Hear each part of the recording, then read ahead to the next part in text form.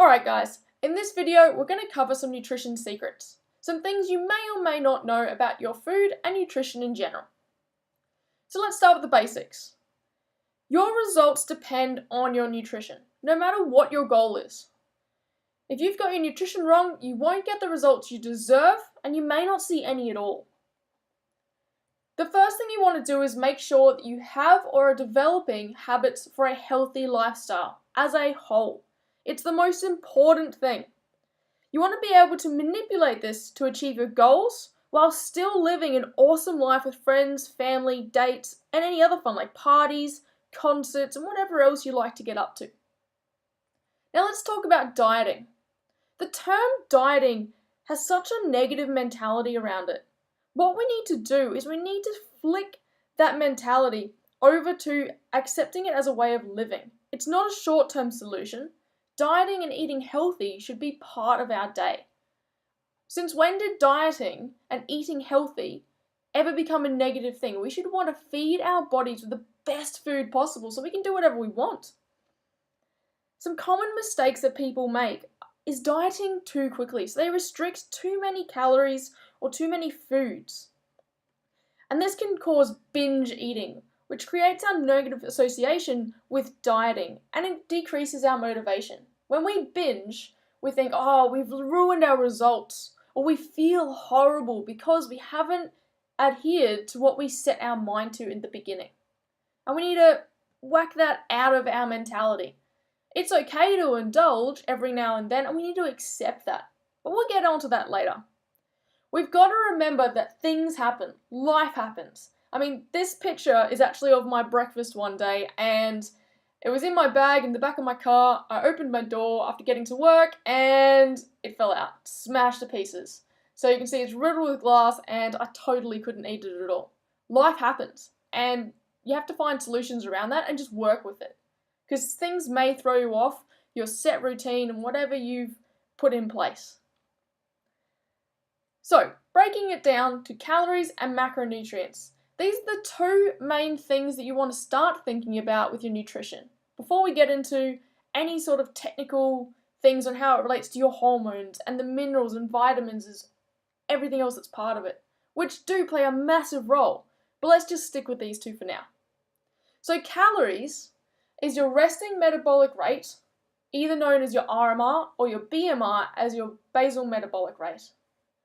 This is literally the energy that takes your body to survive without doing anything, just breathing. What it takes you just to sit there and do absolutely nothing all day. Then you've got the thermal effect of meals or food. So this is the energy generated by your body to digest the meals, and that starts from chewing to the other end. Then you've got your NEAT, okay? And that term applies to your basic everyday fidgeting, walking around, incidental activity that you're not really meaning to do, but happens. Even just waving your hand around in the air uses up energy. And this all adds to that resting metabolic rate, the thermal effect of meals, and creates a higher amount of calories that you need per day. Then on top of that, the last thing is exercise. So any specific training that we're doing to either burn calories or develop our body in strength or muscle. Macronutrients, on the other hand, we'll touch on in a little bit later. On a whole, our food we want to think about as an 80-20 split, as in we eat 80% of the time healthy food, and then 20% can be made up of things that aren't as good for us, but keep us sane, because we're not perfect, we're human. So we're going to want to indulge, or things are going to happen in life, like dinners with family, where you just have to go with the flow. Now, macronutrients. There are three main macronutrients. There's also alcohol, but we'll touch on it, but I don't really want you guys to focus on it. So our three macronutrients that we want to focus on are proteins, carbs or carbohydrates, and fats. Now, proteins and carbs are each 4 calories per gram, okay? And fats is 9 calories per gram. So we can start then making our calories get broken down into these macronutrients depending on how many grams we need per day for our body type, okay? And that can be done through various calculations either on the internet or in my program, I'll do it up for you as what's recommended. But you've got to remember that everything's just a suggestion because your body is individual 100%. You're going to respond differently to different macronutrient breakdowns and different foods than other people and anyone else. So what's the best strategy? If we've got all this individuality and things are so different for each one of us, what should we do? Well, I have to admit, there's no one size fits all. There's multiple different diet strategies and methods that you can use. But the best one is the one that suits your lifestyle and that's maintainable for you. If you want to have 6 meals a day every 2 or 3 hours and you want to have the same thing every single day for a month or whatever time limit you want to set, go for it. Other people need different meals all the time, every meal of the week. And you've just got to work with what you like. But this is stuff we can cover in the program if you've got any questions or in our next call. So, even though this all might seem like a massive amount of information, there are some tips and tricks that you can use to help you stay on target. First of all, we need to remember that water is super important and we have to drink plenty of it. This will help wash out toxins, limit cravings, feel fuller for longer, and even give you more energy, especially when you're in a caloric deficit. Meal prep is also a great tool to have. You can meal prep around your lifestyle. So that could be weekly, 3 to 4 days in advance, 2 days in advance, nightly, each morning. It really doesn't matter, so long as you can make it work and stick to it. This means that food is readily available and you have quick meals on the go or just stored in your fridge or freezer. That way you won't be as tempted to go for that quick option of fast food or maybe even those cookies in the cupboard. It also creates routine and structure, which allows you to be more consistent and therefore achieve your goals. Another tool you can use is tracking. Now you can do this with just a food scale and a pen and paper, or you can use an app like MyFitnessPal. It's my preferred one.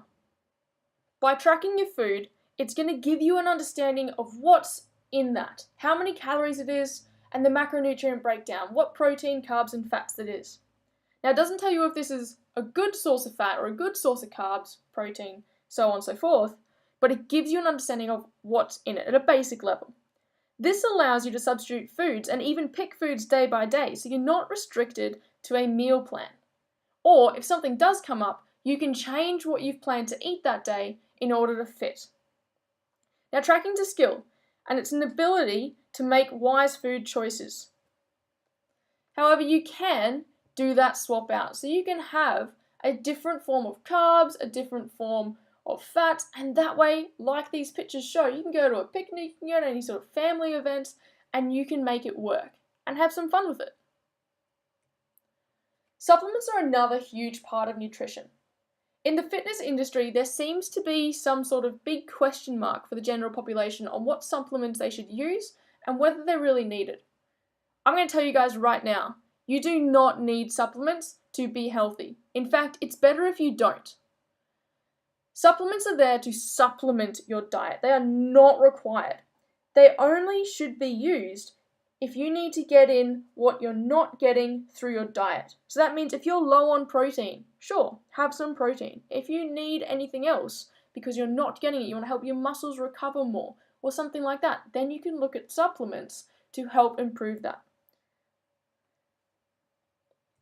Now, this is down to personal preference, guys, so I have to be honest, I use the two on the screen for you right now. It is protein and AMP-V. Now, protein, I literally use just to get my protein intake for the day because sometimes I find I'm a little bit low. If I was having dinner out or something like that, I might have not hit my protein target for that day, and then I'll just have a shake or put it in my oats because I absolutely love that.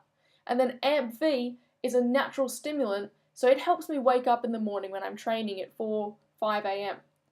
Rather than having caffeine, with my heart condition, it's kind of a good idea to avoid that.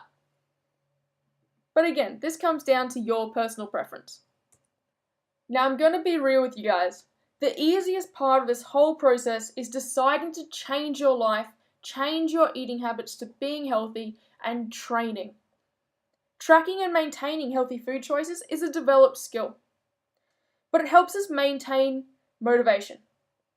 Because if our nutrition's incorrect, most of us don't see results, and that makes us lose motivation. So we want to make sure that we're consistent in order to maintain our motivation, maintain seeing results, and even get the best results possible. But we are going to slip up at times. We're human, we're not perfect, and that's fine. We need to stay positive and committed and accept the slip-ups that happen. This comes through our dedication to our overall goal.